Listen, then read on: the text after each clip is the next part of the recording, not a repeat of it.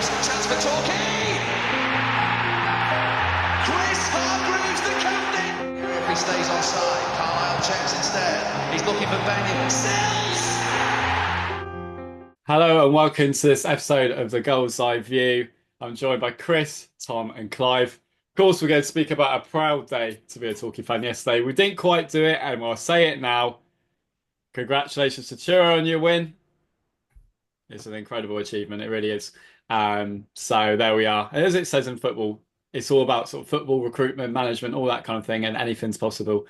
So yeah, well done to Chura, fair play. What a season it's been. But now we're going to talk about the real stuff. Now that's done. Now that's done. I was contractually obliged to say that. So yeah, what a weird day it was. An exhausting day, actually. It's such a day of pride and everything like that. We'll go through the whole day though.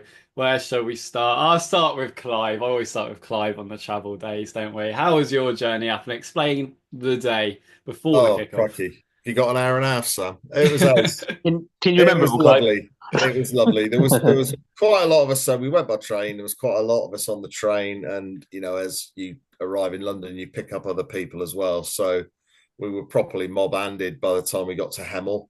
Beautiful sunny day, not too hot. Just perfect, really. Perfect footballing conditions was the I cliche, would say isn't it? so, apart from Oh having to yeah. play on a plastic pitch. But I as if that mattered. We found ourselves a lovely little pub by a canal. I think it was called Oh, the Fisher Inn. Chris and his dad came and joined us as well. So we had a couple of pints in there and then worked our way out to the ground. And the scenes outside the Crabtree pub Amazing. were absolutely legendary, weren't they? It was like a carnival there. It was every Torquay fan you'd ever seen, basically there. They could have made a lot more money than they did on the day because they just with the best will in the world, they weren't set up to cater for sort of 500 people, I don't think. And it was a lovely couple of hours. I met a lad that I went to school with who I've not seen for 40 years. And he told me all about his career and his retirement. That's how long it's been. Absolutely wonderful. We got into the ground, I would say probably just after 2 o'clock, at which point Yeah, it was so already full. nice Yeah, and full. yeah. I watched the game right behind the goal under the roof, and the atmosphere all afternoon was Incredible. unreal, wasn't it? Occasionally we'd sort of glance up at the gantry where Bryn was standing, and they were obviously as much into it as we were. Um, I'll cut through the 90 minutes because other people will talk about it more than me. At the end, I'll admit, unexpectedly, actually, I had a tear in my eye at the end. Yeah, that's close.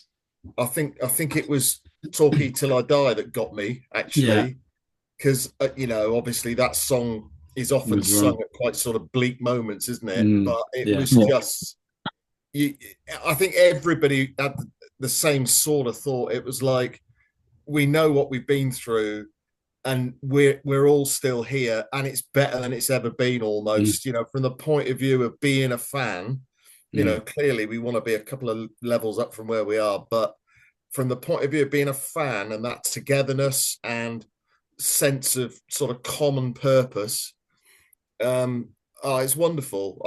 I'm still quite emotional now, to be quite honest. It was a proud day as a Torquay fan. So we'll stick on that actually. We'll do it the other way around. We'll talk about the match in a bit. But I agree with you.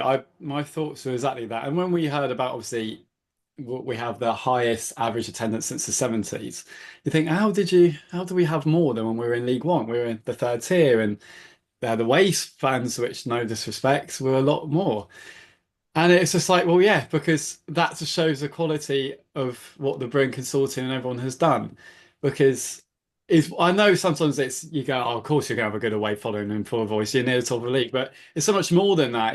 The League One example proves it's the way that the club's been united, the community spirit of it all. I mean, I rarely look at the highlights of games that I've been to. I don't know why, I just don't. But like I looked at the goals and the away end was incredible. I was right up near Tommy at like the second from top, bit behind the goal, and it was just incredible. Like everyone was so together.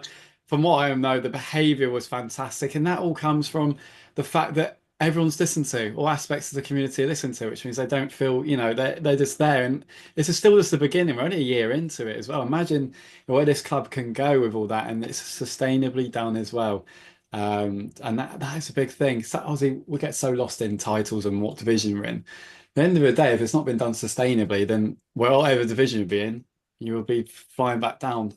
And yes, of course, we'll talk about how we haven't won the title in the playoffs and all stuff. When we walked away from the dreaded Ashton Gate, there was that down feeling, but it was also a feeling of, oh God, well, our club's actually not looked after and in a mess. But now you've still got that element that the club is on the way up. So I felt the same, Clive. It was very emotional. I talk you till I die. As soon as I hear that song, I think of the first game against Averley in administration when everyone kind of stood up, and that still sticks with me. And obviously you could see how much like the players were so, but just proud, and Paul Watton as well. We've moved to speak more about him later, but it was such a proud day. We'll go on actually on experiences that. Go on, Tom. Anything else for you to add to all that? Yesterday proved everything that was good about Torquay United Football Club. We have been through the ringer as a fan base, and of course, promotion is still the ultimate aim this season.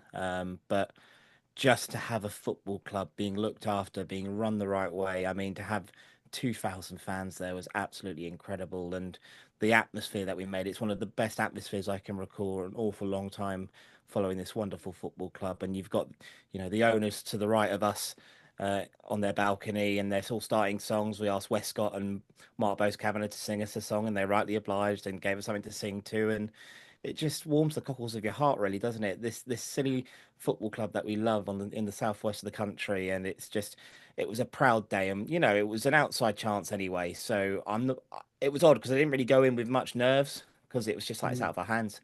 We just had to do the job, win the game, and see where it left us. And it's disappointing, but we've got another chance, which is good. It had a cracking weekend. A lot of alcohol was consumed, so always good for the away day. But look, it's just, this season is one of the best that I can recall in a long time, because you've just got optimism and hope for the future.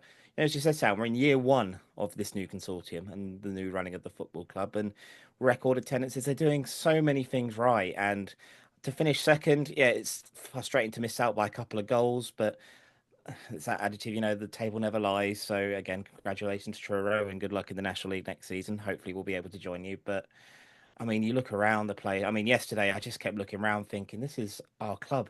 Our club is back. Our club is going to be here for generations to come, and it's going to be better and better as we go through, when it's looked after the right way. So no, fantastic afternoon all round. The reaction at the end, especially, choked me up. Just we've all fought for this club, haven't we? We've all fought for it here at Talkie Talk and the Yellow Army and everyone. This is what we've hoped for, and we knew we could get better, and we have better.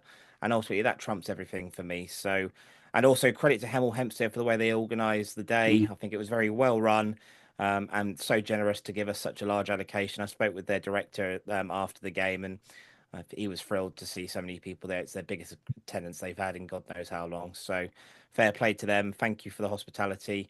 And just a proud day. I left with pride up Saturday evening. Easy to be disappointed, but we go again. Chris, just one thing actually, Tommy, is so true. Players and managers will always get judged on success and titles and that. But for me as fans, it's so much more. It's believing and being proud. And like when you believe, and we are all still believing right now, but that's what this whole club has done. It's just we could get promoted this year. I believe in this football club, and that's what for any football fan wants, isn't it? Chris, anything left to add?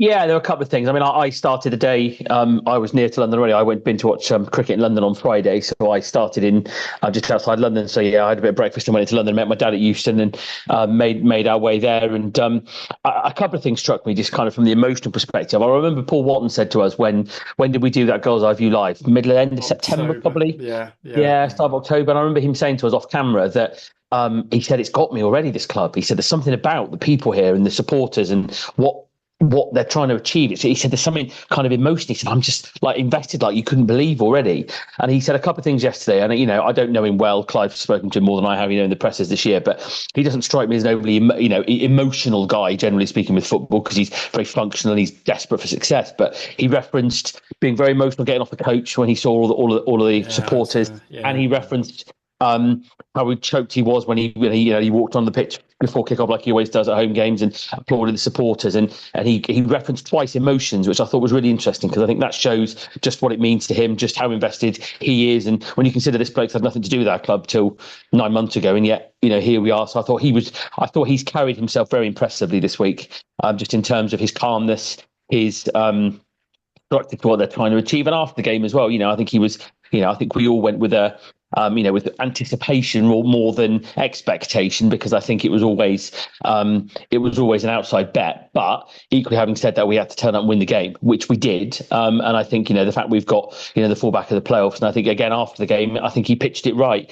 The players are disappointed. They can be disappointed because they could have gone up today, but equally, we've got another chance, and that's exciting. And I think for the club, it's a good thing. I thought everything about the club sold itself very well. The directors, were very passionate and respectful of everything yesterday. And I think sure we'd like to win the title, but it's no bad thing for the club financially. Let's be honest, the ticket sales that have gone on sale today, you can see already that it's going to be financially worth doing, and hopefully it'll be 2 games. And I just think that it was like came back on the train with my dad, and it was a strange feel of emotions that we've already alluded to, because actually you go on an away day and you win 4-1, usually you'd be cock a hoop, wouldn't you? But and you kind of had that, and you had that tinge of disappointment, and actually it struck you that we haven't won the title on goal difference. And that's like, normally you'd be really hard to take it, but the journey we've been on, where we were, what's coming up, the chance we've still got, the home games in the semi-final, potentially final.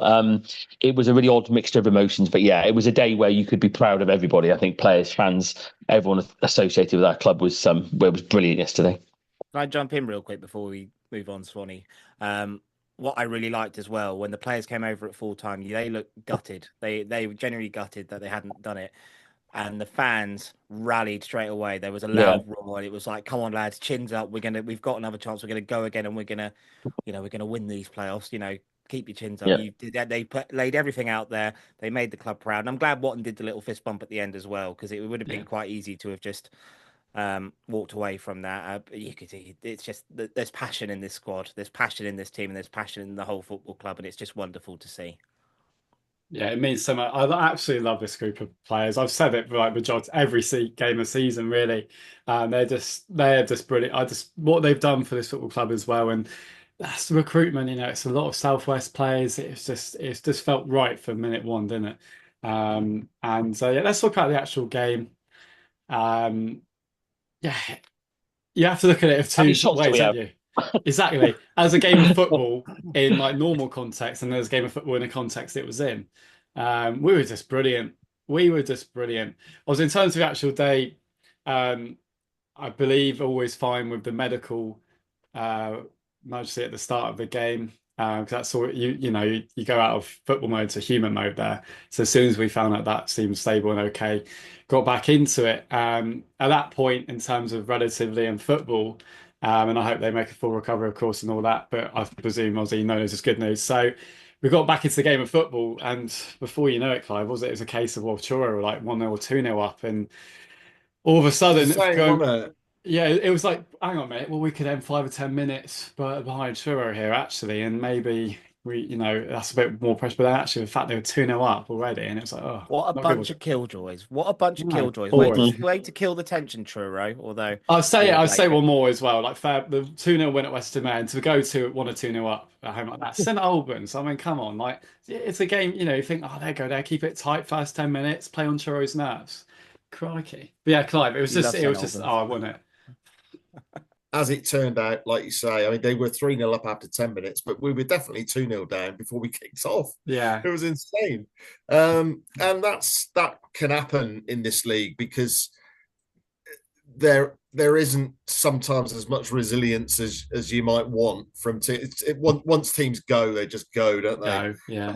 Weymouth shipped 6, I think, at home. Didn't Farnborough score 8 somewhere in the week as well? It gets a little bit like Christmas 1964 3, doesn't it? Or that famous Yeah, I know what you mean. that famous scorecard where all Boxing the Day players one, have got yeah. hangovers on Boxing Day, and they all get hammered. Yeah. No suggestion that the St Albans players have been drinking all the way down, obviously. And well done, Truro. That was a great effort. I thought yesterday, if you think of an arm wrestling match, it can be quite sort of even for quite a long time, but once somebody gets on top, bang! Yeah. Soon as they made that mistake and Youngie scored the first one, it could have been anything. I mean, we could have had 6 or 7 again, couldn't we? And isn't that a good sign? Isn't that fantastic? It's been our problem all year. Let's be honest. We've struggled to score as many goals Not as been we clinical like. in the front I've third. always said that. I've always said the goals are there. We're creating. Yeah. Sorry. So we're creating vast numbers of chances at the minute, and of course, Cody Cook gets the match ball, takes it onto his rabbits.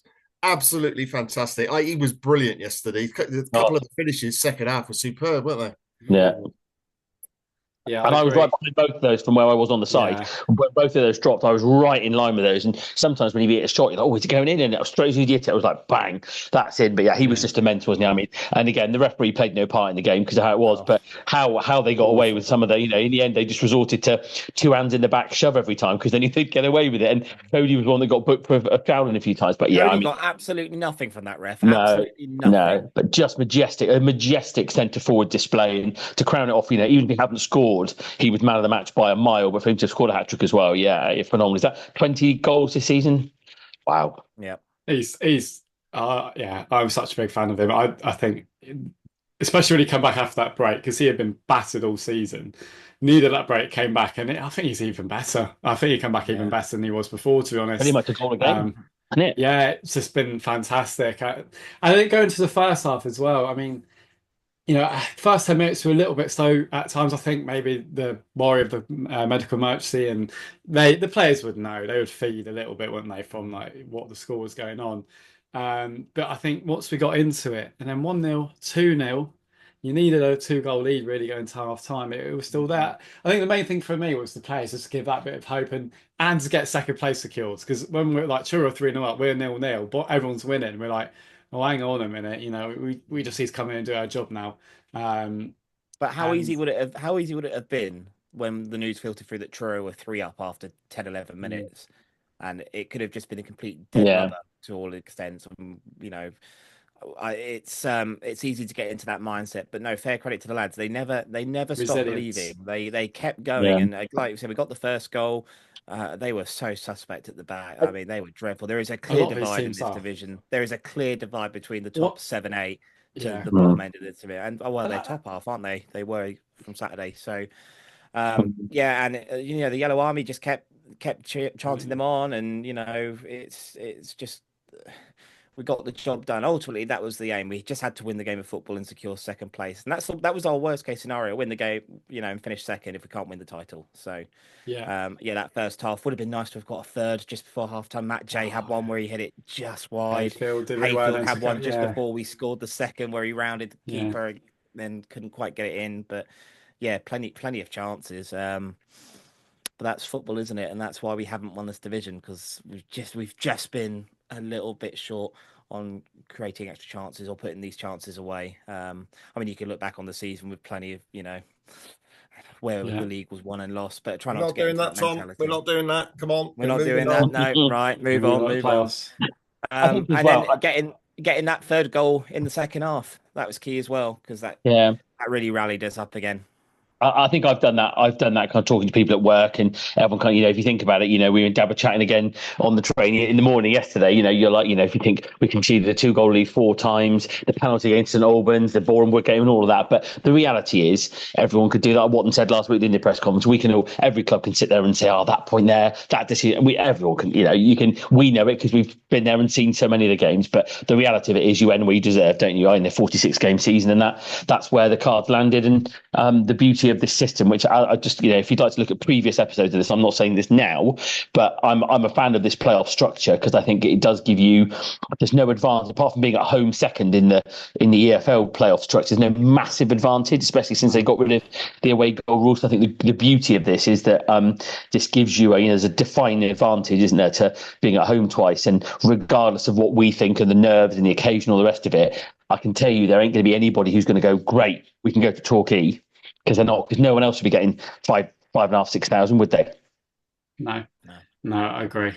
It's this, and it all come down to it on the day. I mean, we'll make this into a bit of a preview episode, but it's quite hard when we don't know we're playing.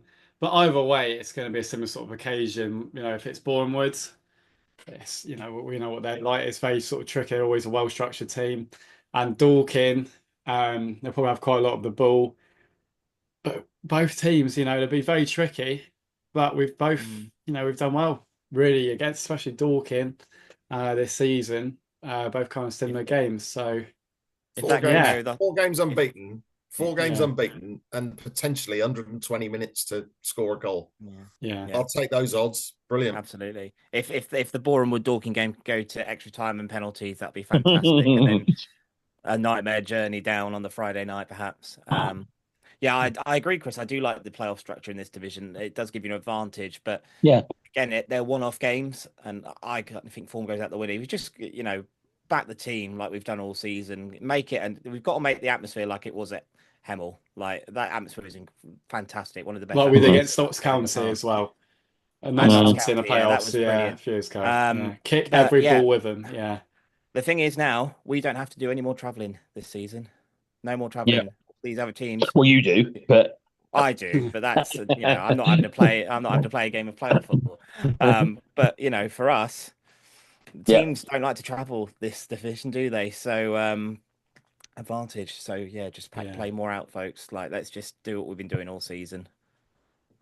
Yeah, that's a good thing actually. Anything else to add before we go into the Kelly's corner? Because to be fair, I mean we're all quite emotionally drained from yesterday, and we can't say much more just how proud we are really of everything. We've done a small Kelly's corner a little bit late notice, haven't we? Have we got anything else to add?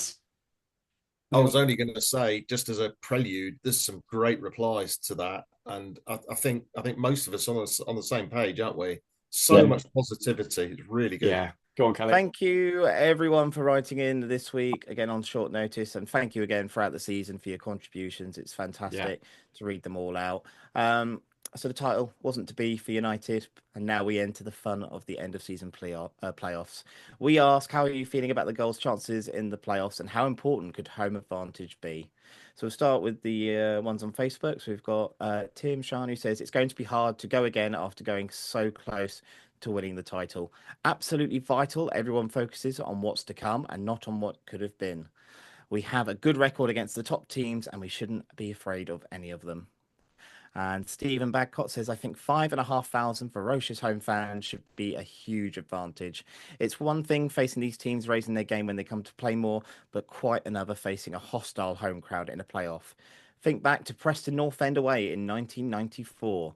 That was intimidating for us, and they thrashed us. So Playmore can be that for any playoff game. Gutted he wasn't there for Saturday. And then we'll go on to the ones on X. We start. Clive, he writes in and says, no easy games, but we are bang in form, and no one will relish a trip to Playmore. Cody's Rabbits are eagerly awaiting a bonus present. Paul Mahern, nice to catch up with you yesterday, Paul. He says, could not ask for much more yesterday. 4 goals and created numerous chances. Home advantage is massive. Sellout crowd and not lost home or away against either, possibly. 1-2, drawn 2, and the home Bournemouth draw was a 98th minute equaliser. They know they're up against whoever we get. Josh Cole says we did about as well as we thought.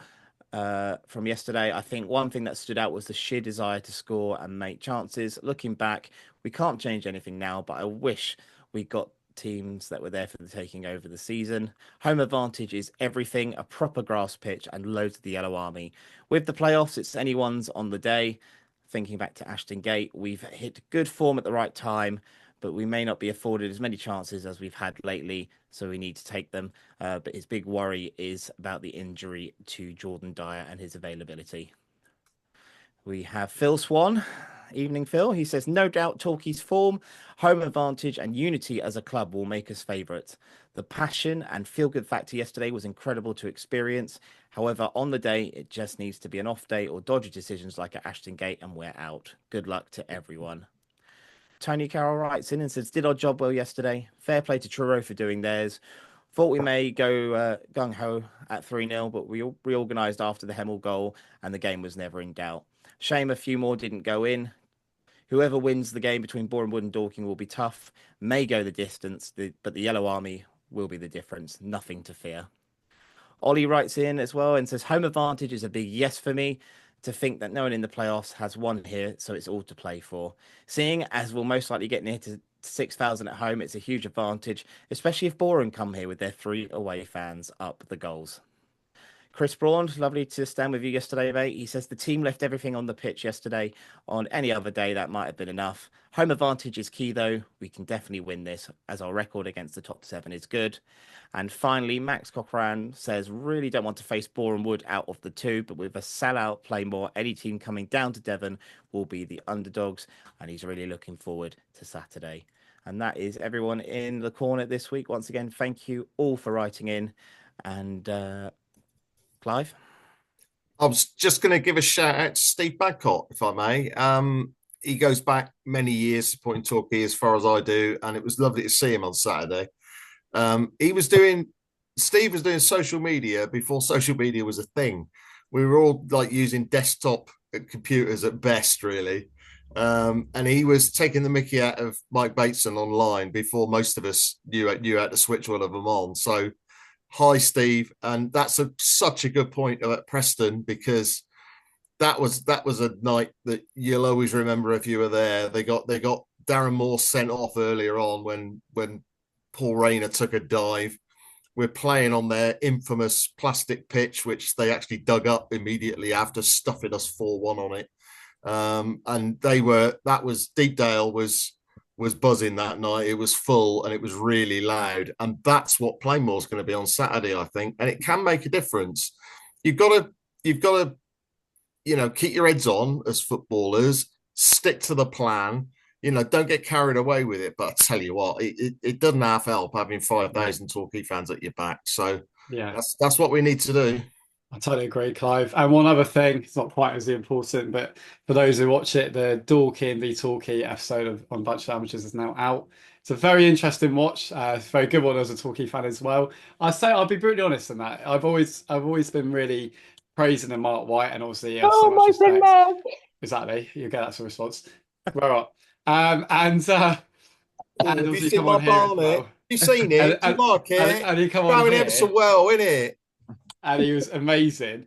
But it's the one time I've watched a lot of Bunch Amateurs. He does not come across well, I don't think, in that episode. I don't know what it was for him that day, but it didn't quite come across great for him. And Paul Watton just come across cool as a cucumber. I really liked his Bruce Lee comment. It's absolutely brilliant. So that is an interesting watch.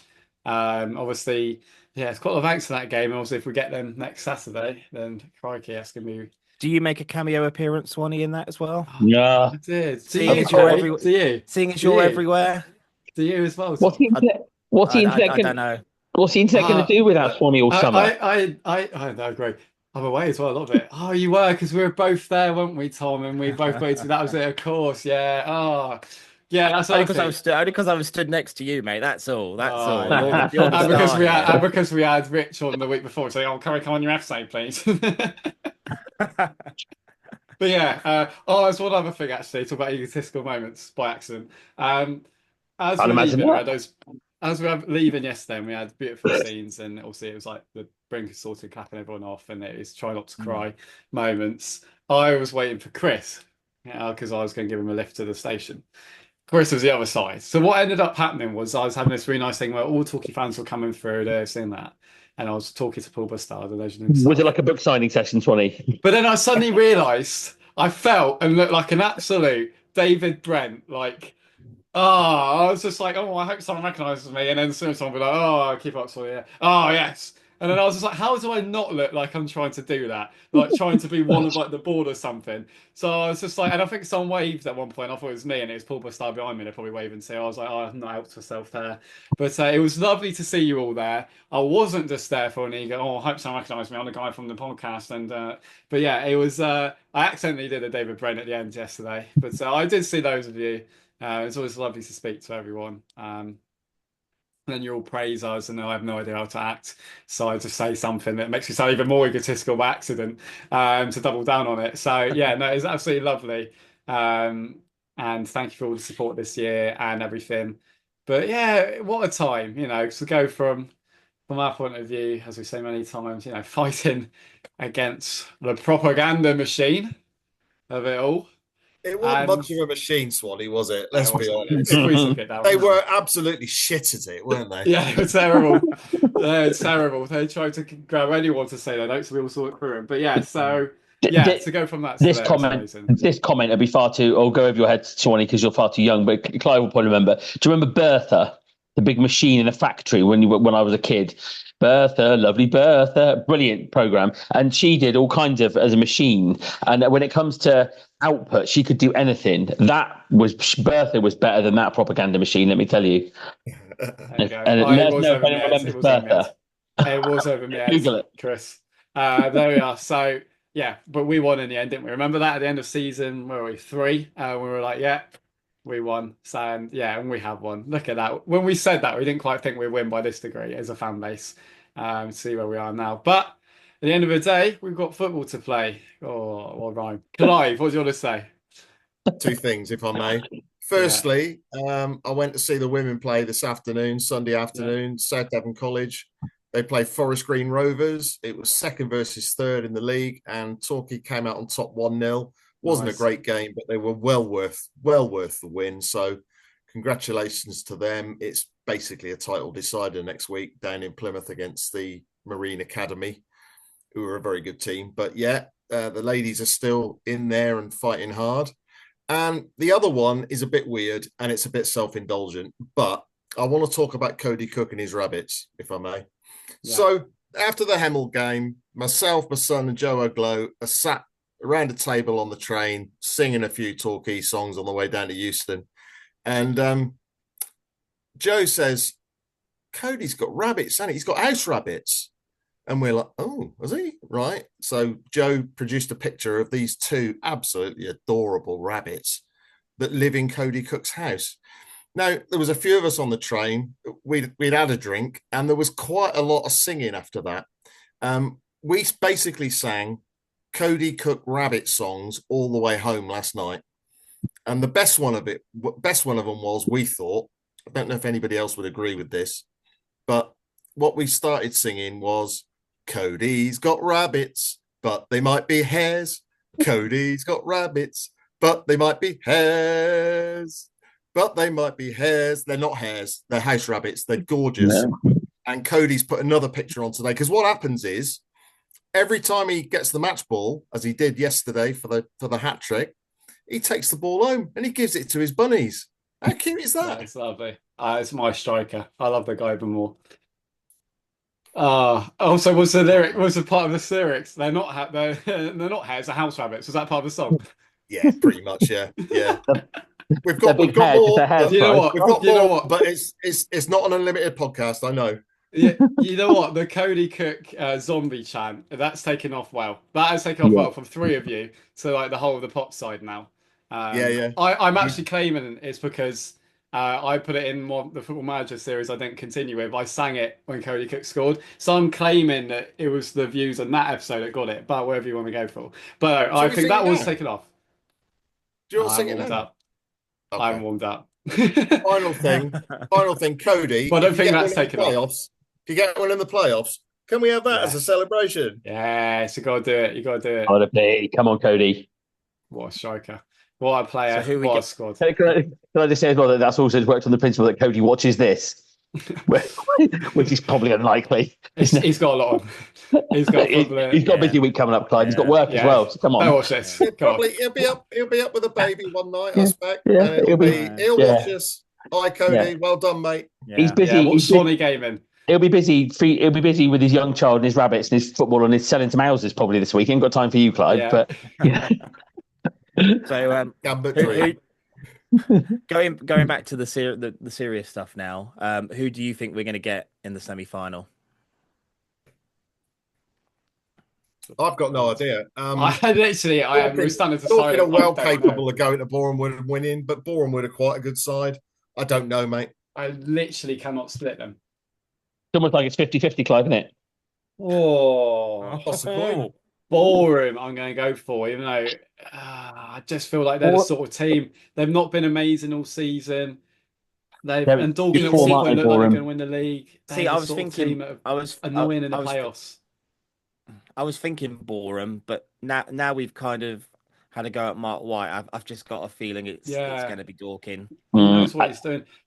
He knows what he's doing, Mark White. I have to say, I mean, you mentioned it earlier, Tom, as well. I'm not a huge believer in this form goes out the window because I don't think it does. If you look at Boreham, have been on an unbelievable run because it looked like they were going to fall out of the playoffs, didn't it? Kind of 10, 12 games from the end, but they've been on an unbelievable run.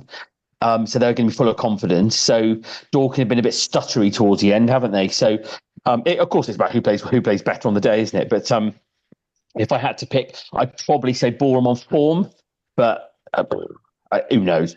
Ultimately, who knows? I'm so intrigued. Is it going to be streams? Is it going to be streamed? Yeah, I want to watch that. Yeah, I want to watch that. That's going to be a good game.